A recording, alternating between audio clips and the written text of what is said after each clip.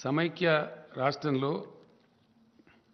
అత్యంత బాధాకరంగా నలిగిపోయి చితికిపోయినటువంటి రంగం మన వ్యవసాయ రంగం. పూర్తి స్థాయిలో మైనర్ ఇరిగేషన్ వ్యవస్థ అంతా ధ్వంసం చేయబడి ప్రాజెక్టులు దశాబ్దాల తరబడి పెండింగ్ పెట్టి తెలంగాణ కోసం చేపట్టబడిన అనేక ప్రాజెక్టులు అబాండన్ చేసి అనేక రకాలుగా విధ్వంసం చేయడం ద్వారా తెలంగాణ రైతాంగానికి అప్పుడు భూగర్భ జలాలే దిక్కైనాయి. కరువులు కాటకాలు అనేక ఇతరత్ర దీనివల్ల తెలంగాణ గ్రామీణ ముఖ చిత్రం మొత్తం చెల్లాచెదురైపోయి రైతుల ఆత్మహత్యలు కూడా చాలా భయంకరంగా జరిగినాయి. ఆకలి చావులు కూడా చాలా జరిగినాయి. సరే, అనేక దశాబ్దాల పోరాటం తర్వాత సాధించుకోబడ్డ తెలంగాణ రాష్ట్రంలో తెలంగాణ గ్రామీణ ఆర్థిక పరిపుష్టి కోసం చాలా పకడ్బందీ ప్రణాళికతోని టీఆర్ఎస్ ప్రభుత్వం అనేక కార్యక్రమాలు తీసుకున్నది. అందులో భాగంగా వ్యవసాయంలో అద్భుతమైన ఫలితాలు సాధించే దిశగా అనేక ఉద్దీపనలు ఆ రంగానికి ప్రభుత్వం సమకూర్చడం జరిగింది.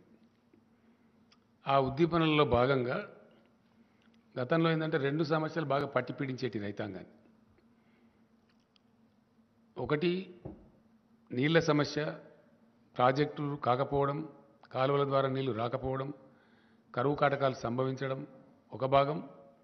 రెండవ భాగం ఆ ఉన్న కొద్దిపాటి 600 నుంచి 900 ఫీట్ల లోతులోకి వెళ్ళి తీసుకునే భూగర్భ జలాలు కూడా కొద్దిపాటి అందుబాటులో ఉన్నా అవి తీసుకోవడానికి అవసరమైన కరెంటు చాలా అస్తవ్యస్తంగా ఉండి వందలు వేల సంఖ్యలో ప్రతిరోజు మూటలు కాలిపోవడం, తద్వారా రైతులు నష్టపోవడం, ఆ కరెంటు కోతల వల్ల వరి పంటలు ఎండిపోవడం, ఇట్లాంటి అనేక చాలా బాధాకరమైన దృశ్యాలు మనం కళ్ళారా చూసినాం. చాలా పెద్ద, అసలు సమ్మర్ వచ్చిందంటేనే ఒక భయోత్పాతమైన పరిస్థితి. రైతాంగం ఇప్పుడు కూడా అరిచేతిలో ప్రాణం పెట్టుకొని బతికే పరిస్థితులలో చాలా దీనావస్థలో ఉంది. అందువలన వ్యవసాయం చాలా ఘోరాతి ఘోరమైన పరిస్థితికి లోనైంది. దాన్ని తిరిగి పునరుజ్జీవింపజేయడానికి first step was taken by the government was mission Kakatiya. చాలా అద్భుతమైన ఫలితాన్ని ఇచ్చింది అది, చాలా చాలా అద్భుతమైన ఫలితాన్ని. అది సాంకేతికంగా భూగర్భ జలశాఖ, కేంద్ర జలవనరుల శాఖ వాళ్ళ నివేదికల్లో వెల్లడించారు. ఇండియాలో అత్యధికంగా భూగర్భ జలాలు పెంచిన రాష్ట్రం ఏది అంటే తెలంగాణ అని చెప్పడం జరిగింది.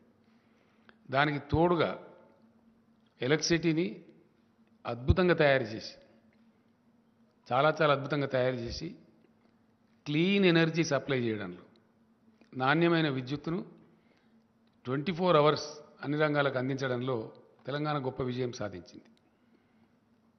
ఇంకా ఇప్పుడు మనకు రాబోయే రోజులలో యాదాద్రి 4000 మెగావాట్స్, ఎన్టీపీసీ కన్స్ట్రక్ట్ చేసినటువంటి 1600 మెగావాట్లు ఇయర్ 23లో మనకు అందుబాటులో రాబోతూ ఉంది. అండ్ ఇంకొక 5600 మెగావాట్స్ ఆఫ్ థర్మల్ పవర్ మనకు నెక్స్ట్ ఇయర్లో, ఇయర్ 23లో, 23 ఎండింగ్ అంటున్నారు వాళ్ళు, కొద్దిగా స్పీడ్ చేయమన్నాం కాబట్టి ఇంకో 5600 మెగావాట్లు కూడా మనకు యాడ్ కాబోతుంది. ఆ రకంగా విద్యుత్ పంపిణీ విధానంలో ఉండేటువంటి ఆ యొక్క అసమతుల విధానాన్ని సమతులం చేసి, అంటే డిస్ప్రపోర్షనేట్ సిస్టమ్ అంతా కూడా ప్రపోర్షనేట్ చేసి చాలా చక్కగా నాణ్యమైన విద్యుత్తు కోతలు లేకుండా, లో వోల్టేజ్ లేకుండా అందించడం వల్ల కూడా గణనీయంగా వ్యవసాయ ఉత్పత్తులు పెరిగిపోయినాయి. చాలా పెద్ద ఎత్తున రైతు ఆ షీట్ ఏదది, అది విలేకరులకు ఏంటి కదా,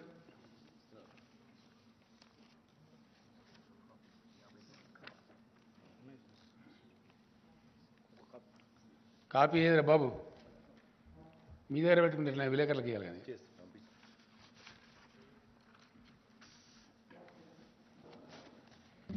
మన కోసం కాదు కదా, వాళ్ళ కన్సంప్షన్ కోసం ప్రింట్ చేసి మీరు. సో అట్లా జరిగింది. జరగడం ద్వారా ఏమైంది, చాలా అద్భుతమైనటువంటి వ్యవసాయ విస్తరణ జరిగింది. అద్భుతంగా రైతులు పంటలు పండిస్తున్నారు. గొప్ప పంటలకు ఆలవాలంగా తెలంగాణ తయారైంది. దానిలో ఉన్న పథకాలు నేను చరిత్ర చరవణం చేయను, కానీ పాసింగ్ రిమార్క్ చెప్పాలా. ఒకటి, ఆన్గోయింగ్ పెండింగ్ ప్రాజెక్టులను సత్వరం పూర్తి చేయటం.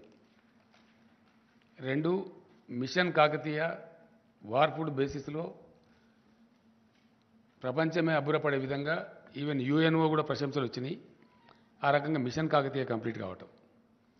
3, రీఇంజనీరింగ్ చేసి భారీ ప్రాజెక్టులకు శ్రీకారం చుట్టి అద్భుతంగా world's largest multi stage lift irrigation scheme Kaleshwaram record టైంలో కంప్లీట్ చేయటం. దాని ఫలితాలు కూడా అందుతూ ఉన్నాయి. వీటికి తోడుగా గత 3-4 సంవత్సరాలుగా భగవంతుని దయ వల్ల ప్రకృతి కరుణించి అద్భుతమైన వర్షపాతం కూడా దీనికి జోడైంది. దానికి తోడుగా కరెంటు అద్భుతంగా అన్ని సీజన్లలో ఏ మాత్రం వోల్టేజ్ ప్రాబ్లం లేకుండా సరఫరా కావడం కూడా చాలా ఇంపార్టెంట్ ఇన్పుట్ అయింది. వీటికి తోడు ప్రభుత్వం ఇచ్చిన ఉద్దీపనలు ఏవైతున్నాయో ఇండియాలో కాదు ప్రపంచంలో కూడా ఇక్కడ ఇవ్వరు. ఎకరానికి సంవత్సరానికి 10,000 రూపాయలు.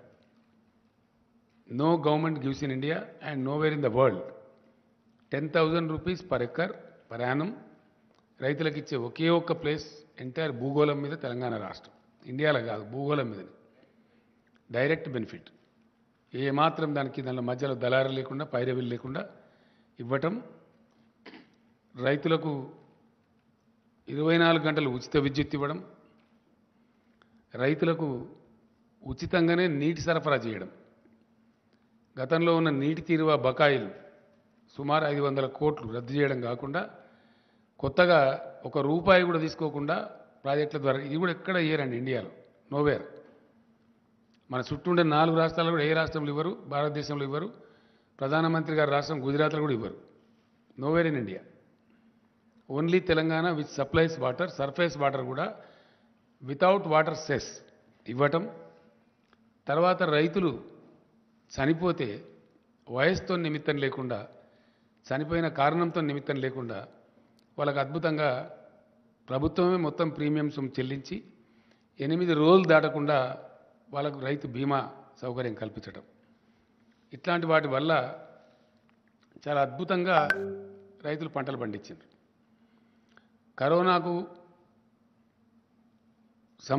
సందర్భంలో చెలరేగినటువంటి ఆ మరణాలు, భయోత్పాతం, ఒకటే చోటకు రైతులంతా వచ్చి మార్కెట్లలో రోజుల తరబడి గంటల తరబడి ఉంటే వ్యాధి ప్రబలుతున్న ఉద్దేశంతో never before in the Indian history, ఇప్పుడు కూడా లేదు, ఎప్పుడూ లేదు, నెవర్ అండ్ ఎవర్ 7,000 పైచిలకు కొనుగోలు కేంద్రాలు ఏ గ్రామానికి ఆ గ్రామంలో పెట్టి nowhere in India this is. Telangana సైజుతో కంపేర్ చేస్తే చాలా ఎక్కువ. ఏ ఊరికి ఆ ఊర్లోనే కొనుగోలు కేంద్రాలు ప్రప్రథమంగా పెట్టి ఎంటైర్ అడ్మినిస్ట్రేషన్ గేరప్ చేసి ధాన్యం కొనుగోలు చేసి, ఆ కొనుగోలు చేస్తే కూడా వారానికో 10 రోజులకో నెలకో అన్నట్టు కాకుండా జస్ట్ వితిన్ 3-4 డేస్ అది కూడా డైరెక్ట్గా బ్యాంక్ అకౌంట్లోకి, రైతు అకౌంట్లోకి ఇక్కడి నుంచే డబ్బులు పంపించడం.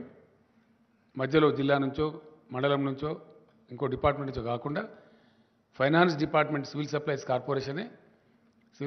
కార్పొరేషన్ ద్వారా రూట్ చేసి డైరెక్ట్గా రాష్ట్ర ప్రభుత్వం వారి ఖాతాల్లో వేయడం చాలా చాలా చాలా సానుకూలమైనటువంటి ఒక పవనం వీచింది. దాంతో పంటలు పండడం కోసం ఇచ్చే డబ్బులు కానీ, కరెంటు కానీ, నీళ్లు కానీ, ఇతర ప్రోత్సాహాలు కానీ, కల్తీ లేని విత్తనాలు అందించే ప్రయత్నాలు కానీ, కల్తీ మీద first state in India to bring PD act కానీ, వీటన్నిటి వల్ల అద్భుతంగా వచ్చింది.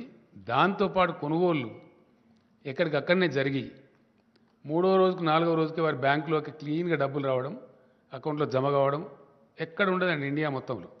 ఏ స్టేట్లో కూడా ఉండదు, అసలే ఉండదు, ఉండదు కాక ఉండదు. ఆ విధంగా జరగడం వల్ల వీటన్నిటి సమాహారంగా రైతులు అద్భుతంగా ధాన్యం పండిస్తూ ఉన్నారు. అయితే ఇంకా చాలా ఉన్నాయి. వెరసి జరిగింది ఏంది నెట్ రిజల్టు అంటే 1 కోటి ఎకరాల విస్తీర్ణం పెరిగింది.